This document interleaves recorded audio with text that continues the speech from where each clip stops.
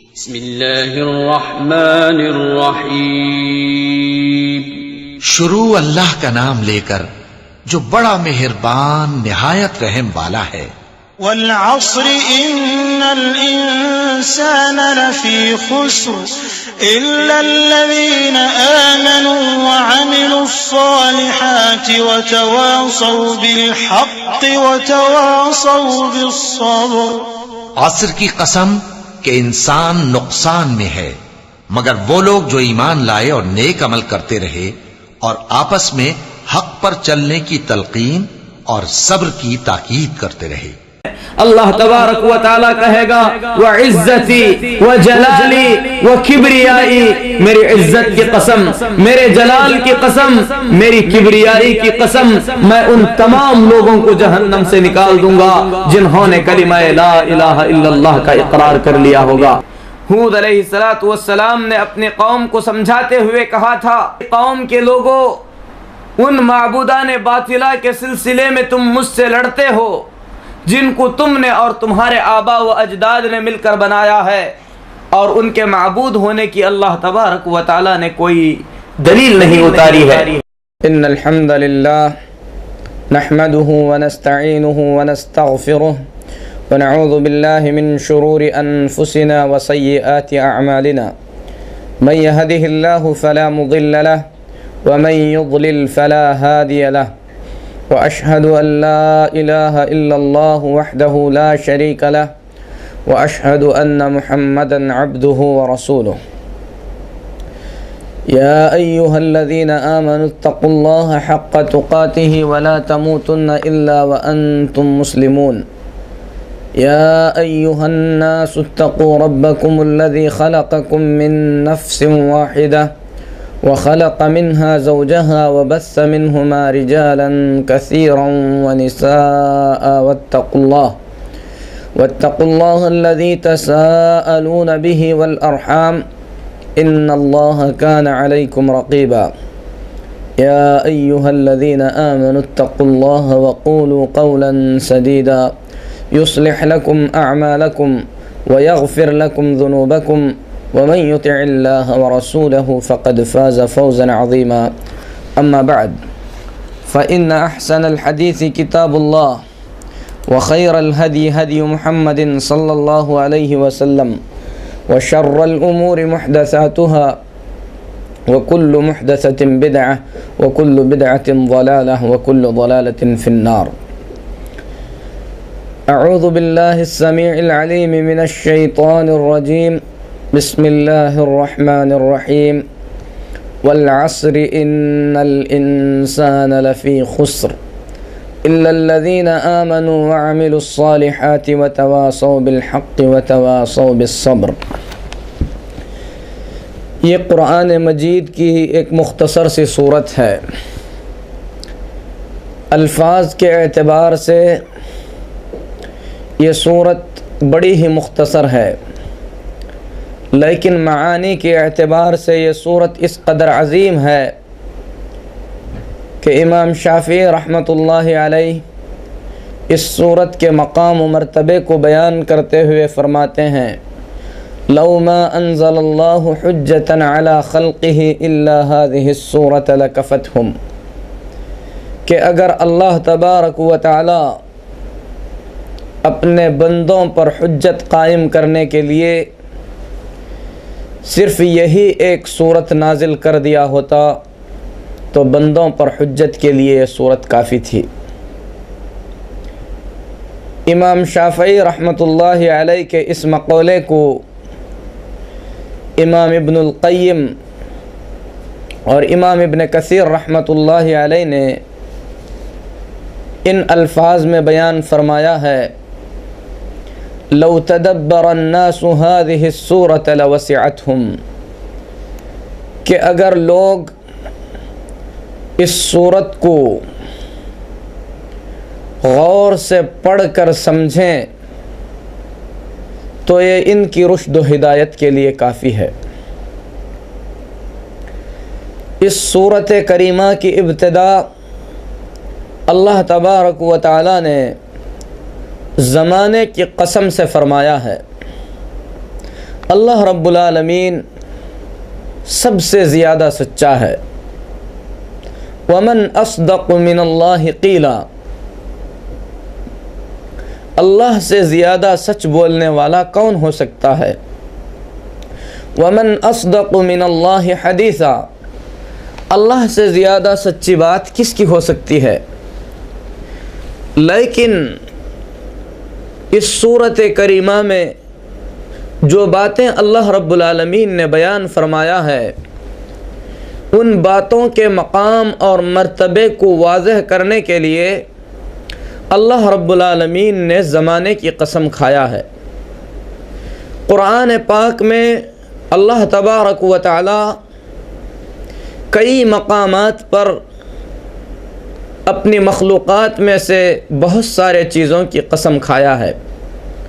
کبھی اللہ تبارک و تعالی نے تین و زیتون یعنی انجیر اور زیتون کی قسم کھایا ہے، کبھی طور سینا کی قسم کھایا ہے، کبھی مکہ مکرمہ کی قسم کھایا ہے، کبھی سورج کی قسم کھایا تو کبھی چاند کی قسم کھایا ہے۔ کبھی اللہ تبارک و تعالی نے اپنے نبی محمد صلی اللہ علیہ وسلم کے حیات طیبہ کی قسم کھایا ہے، تو کہیں پر اللہ رب العالمین نے اپنی ذات مبارکہ کی قسم کھایا ہے۔ اللہ تبارک و تعالی اپنے بندوں میں، اپنی مخلوق میں سے جس چیز کی چاہے قسم کھاتا ہے، لیکن ہم بندوں کو اللہ کی طرف سے یہ حکم دیا گیا ہے کہ ہم اللہ کے سوا کسی چیز کی قسم نہ کھائیں۔ اللہ کے رسول صلی اللہ علیہ وسلم فرماتے ہیں، من کان حالفا فلیحلف باللہ او لیصمت، جسے قسم کھانے کی ضرورت پڑے وہ اللہ کی قسم کھائے ورنہ خاموش رہے۔ بلکہ اسلامی شریعت میں غیر اللہ کی قسم، اللہ کے سوا کسی اور کی قسم کھانا ایک بڑا جرم ہے۔ اللہ کے رسول صلی اللہ علیہ وسلم فرماتے ہیں، من حلف بغیر اللہ فقد اشرک، جو آدمی اللہ کے سوا کسی اور چیز کی قسم کھاتا ہے ایسا آدمی شرک کا مرتکب ہو جاتا ہے۔ لہذا ہمیں چاہیے کہ جب ضرورت پڑے تو اللہ کی قسم کھائیں، اللہ کے سوا کسی چیز کی قسم نہ کھائیں۔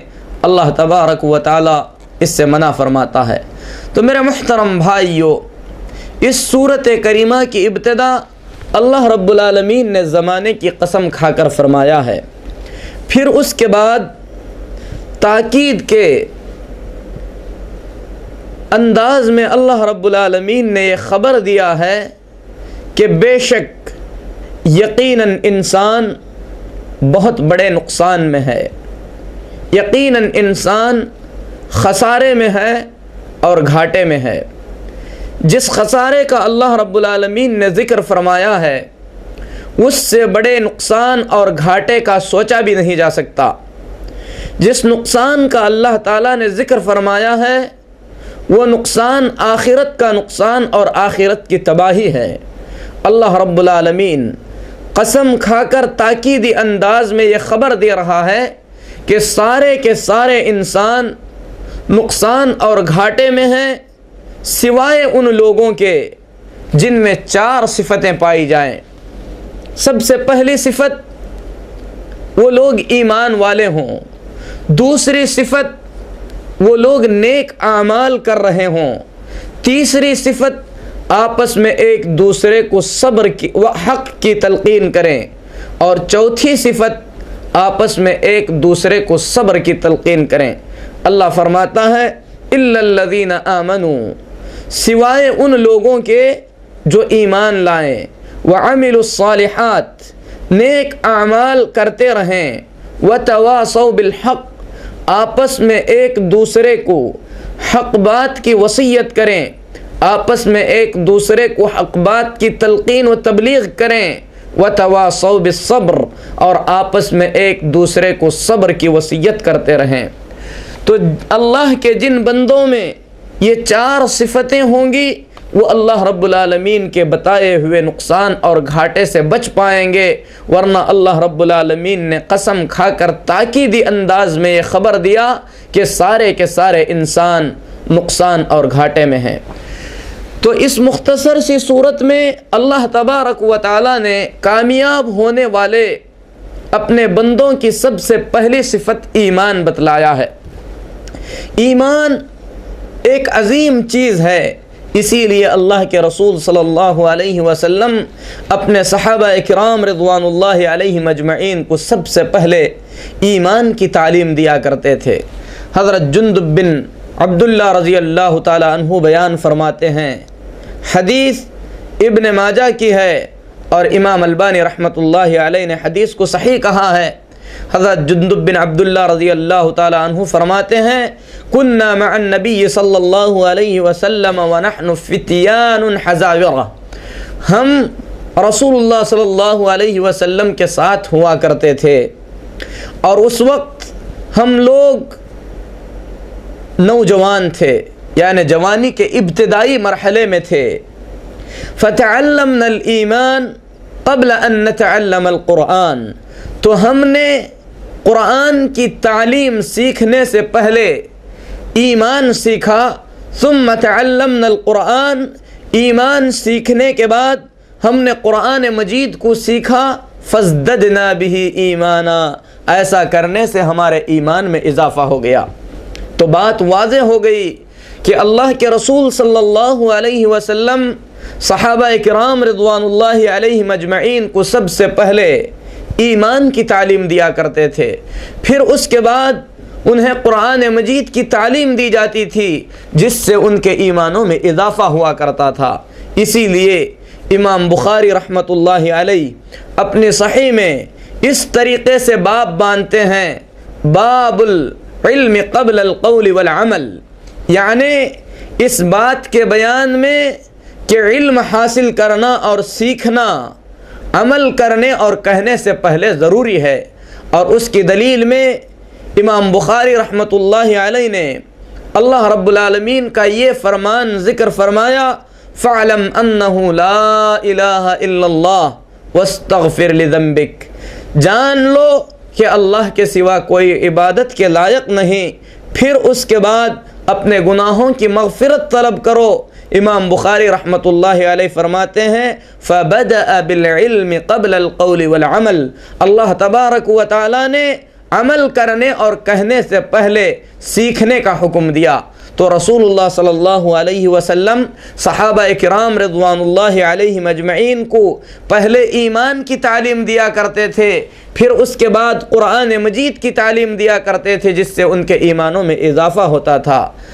حضرت عبداللہ بن عمر رضی اللہ تعالی عنہما رسول اللہ صلی اللہ علیہ وسلم کی تربیت کو بیان کرتے ہوئے فرماتے ہیں، لقد عشنا برہتا من الدہر، ہم لوگ اپنی زندگی کا ایک حصہ اس طریقے سے گزارے ہیں کہ وَإِنَّ أَحَدَنَا يُؤْتَ الْإِيمَانَ قَبْلَ الْقُرْآنِ، کہ ہم میں سے ہر شخص کو قرآن سے پہلے ایمان کی تعلیم دی جاتی تھی، پھر اس کے بعد رسول اللہ صلی اللہ علیہ وسلم پر جو صورتیں نازل ہوتی ان صورتوں کی تعلیم ہمیں ملتی تھی۔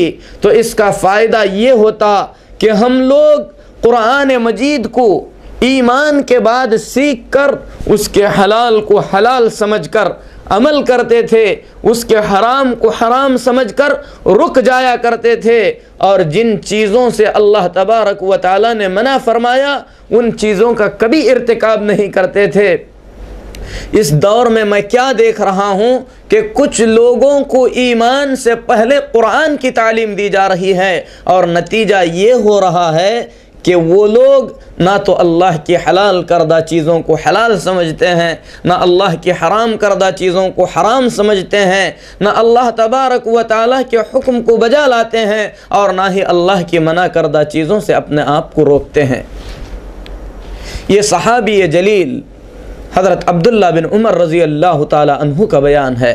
تو میرے محترم بھائیو، ان احادیث سے یہ بات بالکل واضح ہوتی ہے کہ سب سے پہلے انسان کو ایمان سیکھنا چاہیے، پھر اس کے بعد عملی زندگی میں آنا چاہیے۔ تو ہمیں جاننا چاہیے کہ ایمان کسے کہتے ہیں، ایمان کا کیا مطلب ہے۔